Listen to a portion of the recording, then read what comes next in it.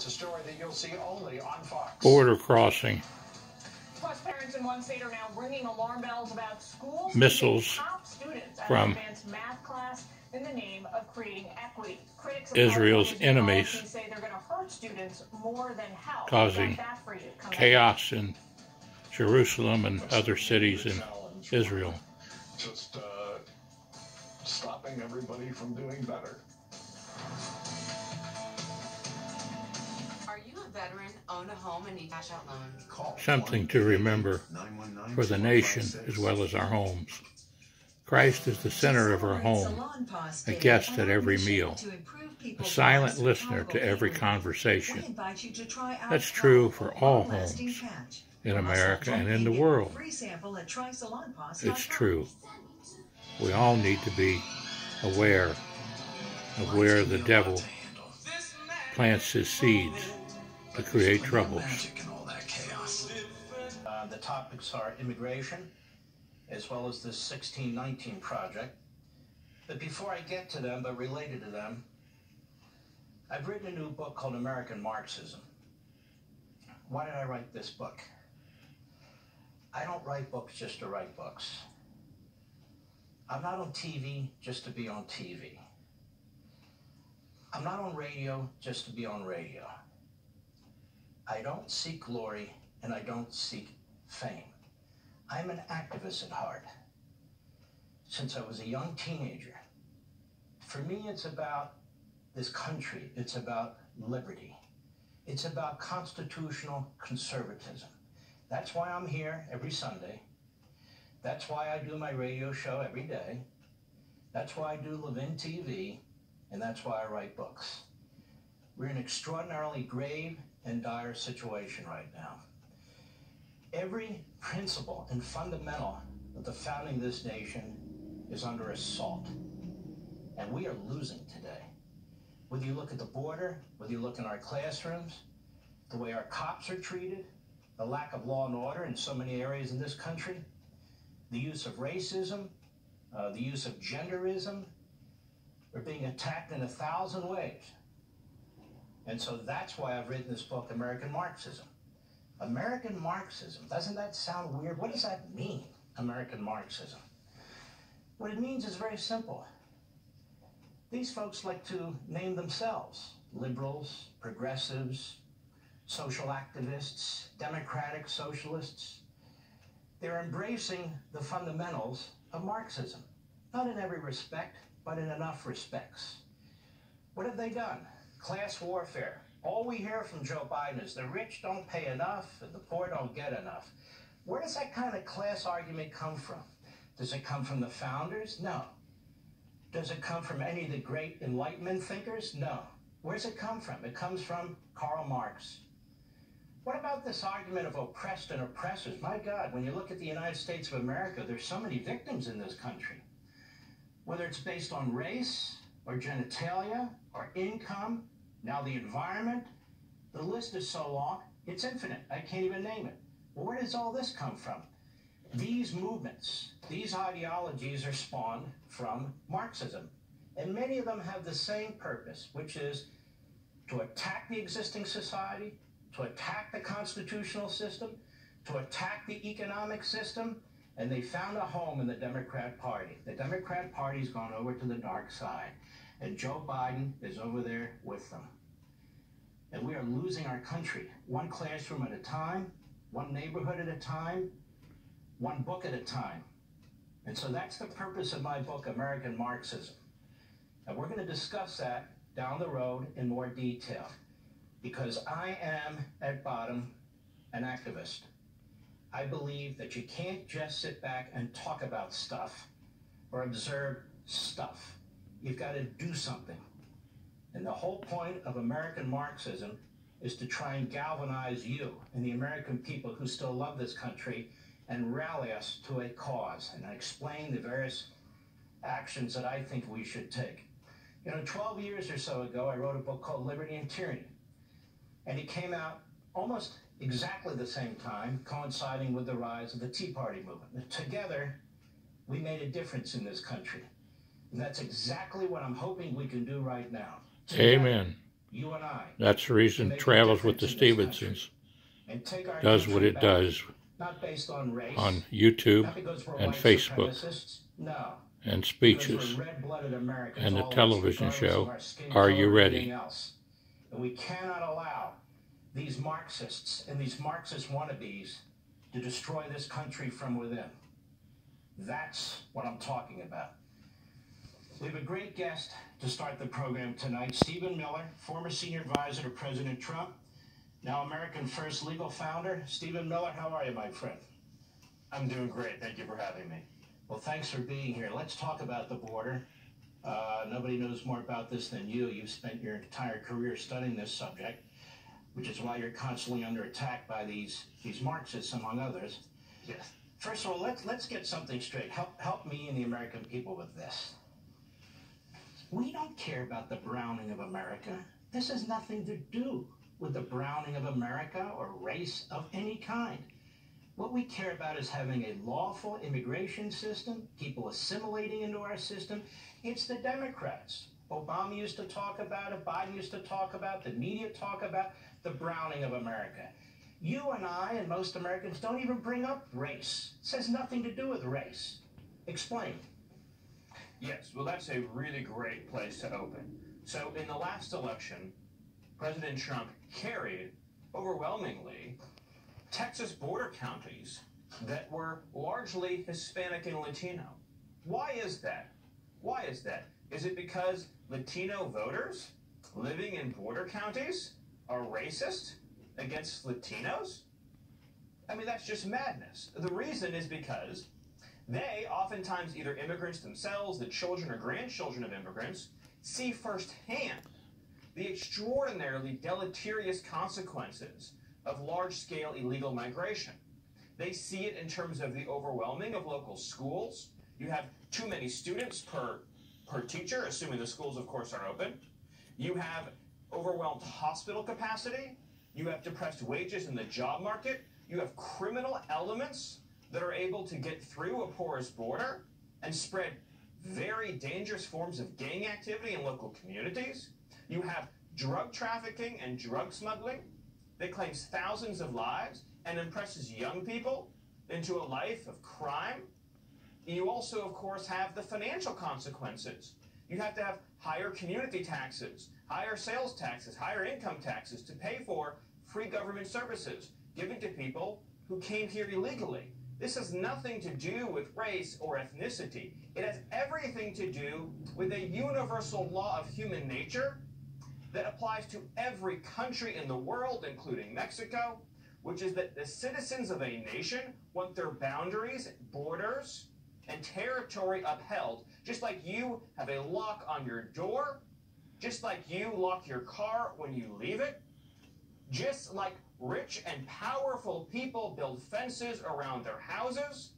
The citizens of any country, including our country, black, white, brown, every color you can imagine, are entitled to and want desperately to have security on their border as a basic right of living. Well said. I'm a little perplexed, though, Stephen Miller. What you have just espoused there has been official American policy for well over 100 years, until up till now. So what has changed?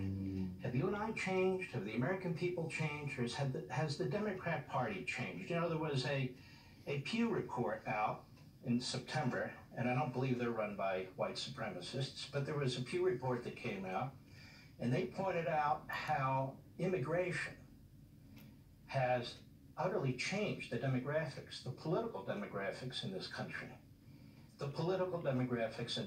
Are we to believe, Stephen Miller, that Nancy Pelosi and Chuck Schumer and Joe Biden and the Democrats are ignoring this, that they're just acting out of altruism and sincerity? Is that what's going on at the border today when you have women trying to cross, 30% of whom are raped?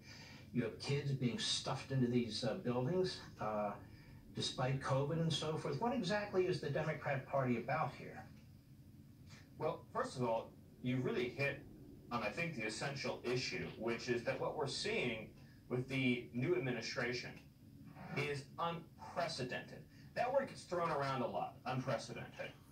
In this case, it's the textbook dictionary definition of unprecedented, i.e. no American president, not just in our lifetimes, but in the whole history of the nation, has ever attempted what is now happening, which is to not even attempt to secure the border, but in fact to actively recruit and encourage people to cross illegally with the promise of unrestricted entry. That has never been tried. It has never been attempted before. Likewise, what they are doing on the interior of the country with ICE, massively, unprecedentedly, again, reducing interior enforcement to almost nothing. Just a handful of arrests per ICE officer. That's all never been tried before. It's all never been done before. And you do have to ask yourself why. Why? It's terrible for the migrants. You know, you talk about the morality of this.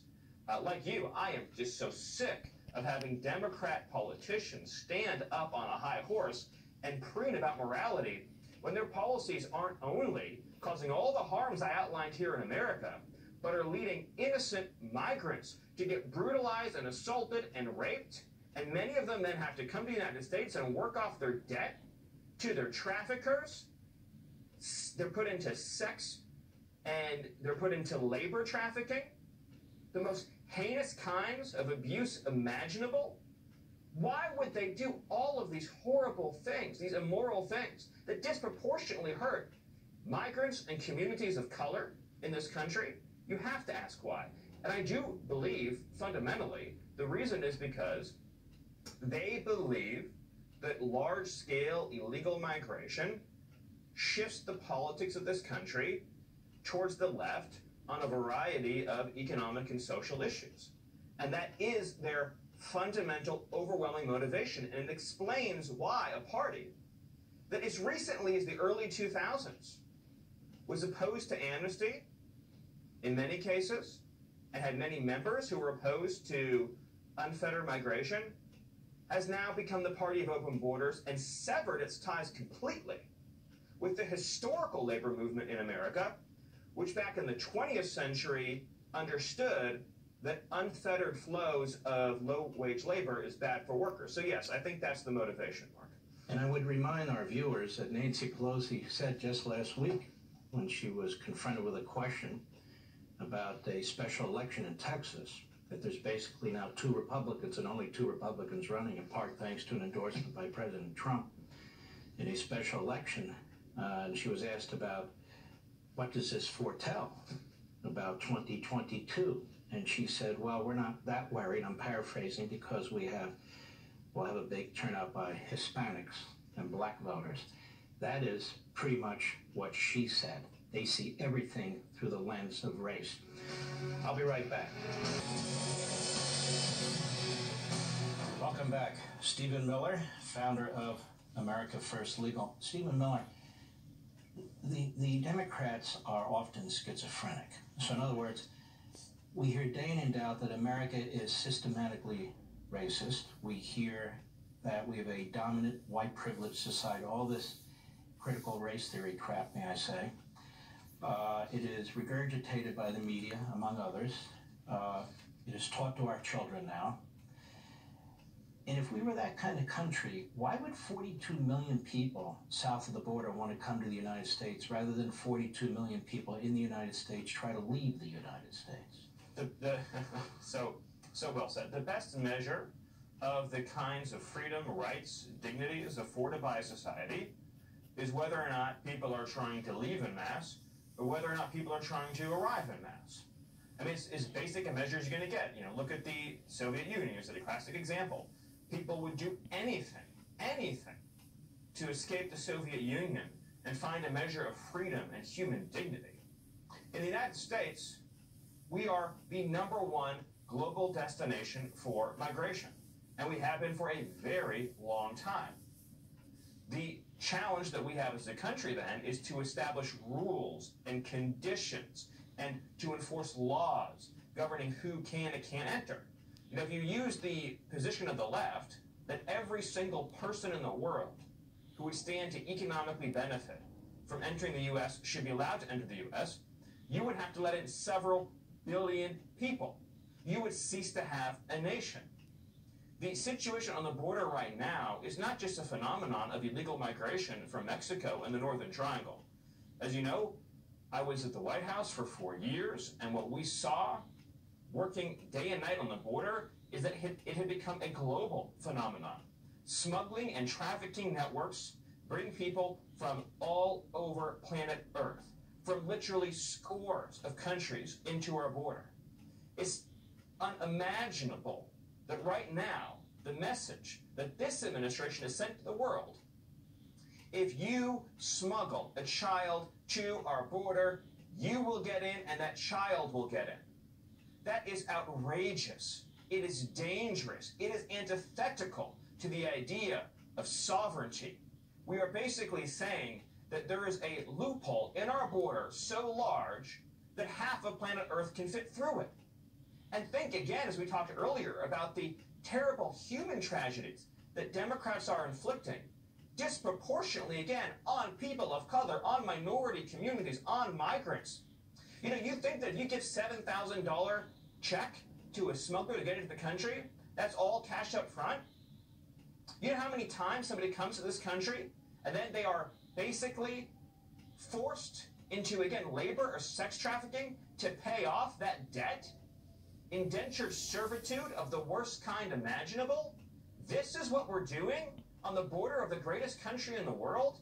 That's why my organization, America First Legal, is saying enough.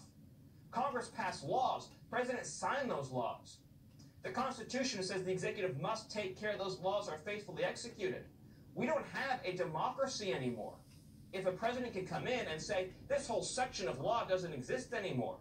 We're not a partisan organization. We are a nonpartisan organization. This isn't right or left.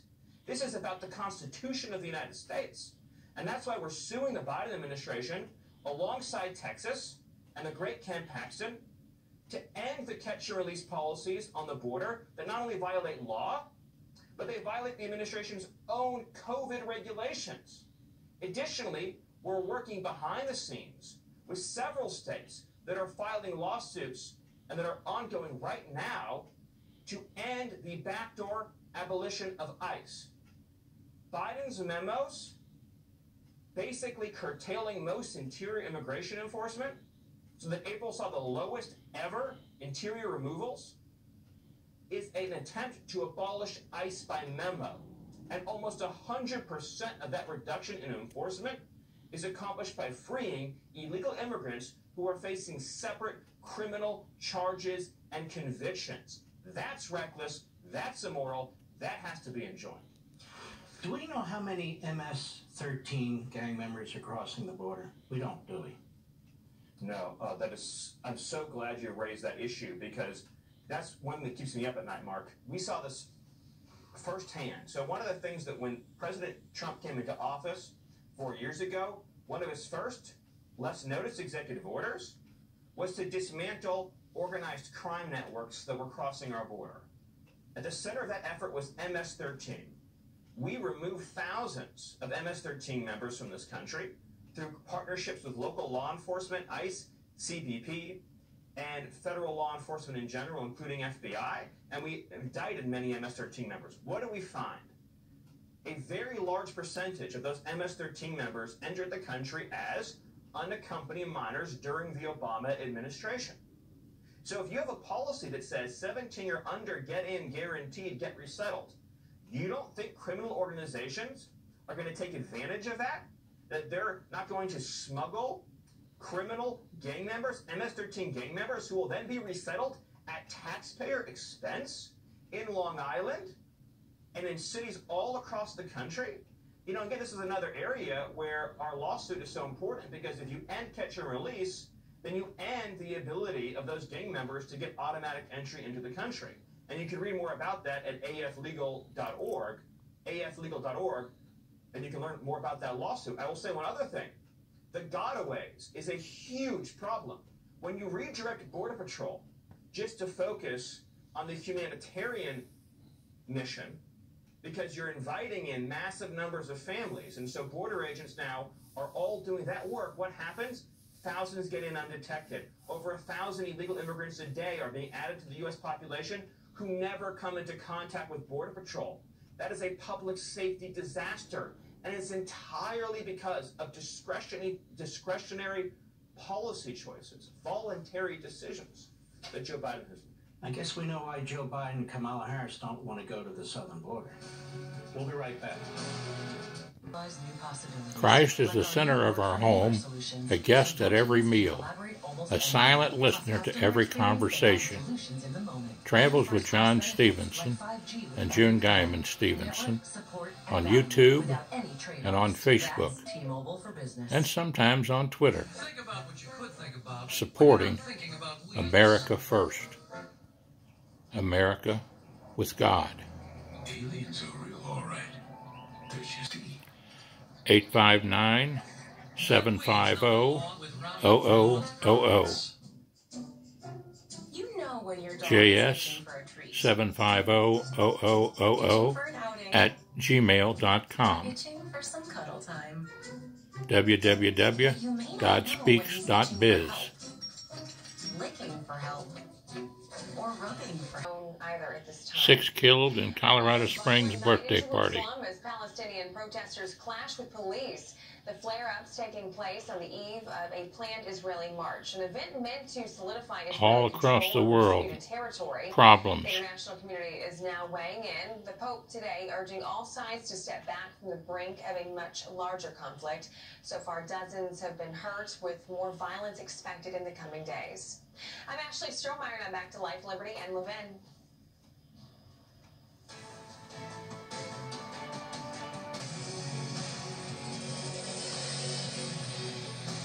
Welcome back. Stephen Miller. The purpose of immigration historically has been to benefit the United States, to benefit the citizenry of the United States, because the citizenry of the United States own the country. The purpose of immigration has never been until now what individuals, foreign individuals, want from the United States, and to gain jurisdiction by putting their foot in the territory of the United States, or what other countries want from the United States. So we've now reached a point where it is actual federal Biden administration, Democrat Party policy that the interest is not the United States or the United States citizenry. The interest is foreign governments and their citizenry. What do you make of this? You have just cut to the core of the whole issue, Mark. That's the center of everything. What does it mean to have a nation and to be a citizen in that nation? It was the uncontested idea for almost our entire history that immigration policy and decisions about immigration policy were made to benefit the people already living here, especially those who are citizens of this country. Does it make your life better? Does it make your economy stronger? Does it make your community safer? And that was the moral center of immigration policy. The left has completely abandoned and rejected that idea, and now it is the needs of the foreign citizen living in the foreign country that are superimposed over the needs of the everyday American citizen, including those who are struggling. Here's why this moral principle is so important. Because what is happening right now is moral extortion. A lie is being told, a terrible lie by the left, that America is a systemically racist country. And the only way to atone for its deep, intrinsic, irredeemable sin is to have functionally open borders and unlimited migration. That is the lie. And the extortion is, do not resist, do not complain about uncontrolled, unrestricted migration. And I will just say this point, it is very important. If you are an immigrant to this country living here today, and you have taken the oath of citizenship, you become naturalized, you are a full member of our American family. You are a citizen now. Our heritage is yours, our history is yours, our culture is yours. As a U.S. citizen, though you were born somewhere else, you are entitled to the exact same protections as every other citizen. You are entitled to have your needs come first. You are entitled to have your border protected. You are entitled to send your kids to a safe school. where they can learn and grow and thrive. You're entitled to have your tax dollars spent on your own community. So this is also, Mark, about protecting immigrants living here today who are citizens in our country, and understanding that as full citizens in America, their rights are being violated too. And I would hope all pro-border lawmakers would switch their rhetoric about immigration to get back to first principles and say that my duty as a lawmaker, first and foremost, is to make sure that every citizen living here today, U.S.-born or foreign-born, has their jobs, their safety, their security put before every other consideration. So I don't want to hear about amnesty. I don't want to hear about tolerating legal immigration. I only want to hear about policies that make the lives and livelihoods better of the constituents I represent, no matter where they came from. And you know, Stephen Miller, that seems to be the attitude of people who live on the southern border, on the United States side, a majority of whom are Hispanic Americans. That also seems to be the attitude of Democrat representatives who represent them, like Representative Cuellar, who has been ringing the bell and banging the pots and pans and telling the Biden administration, you're destroying our communities here, and has tried to take photos and to inform the American people about what's going on.